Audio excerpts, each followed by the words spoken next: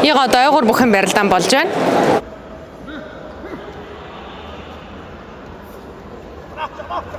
Ойгоор бүхэн барилдааныг чайлиш шиш гэдэг.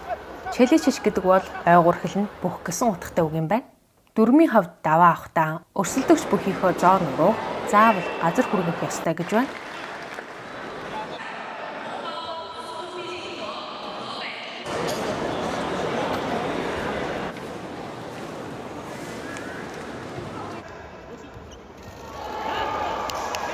Энэ удаад 4 жилийн өмнө Уг наадам чайлиш шиш бүхийн барилдаанд төрүүлж байсан сайн заяагийн санчир Өвөр Монголын багаас барилдаж байна.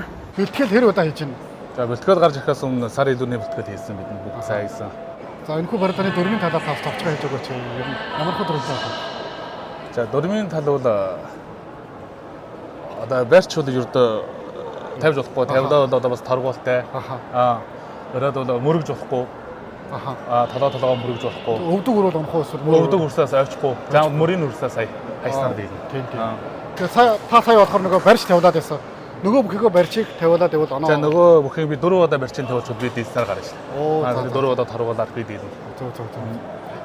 Баярлалаа танд. За баярлалаа.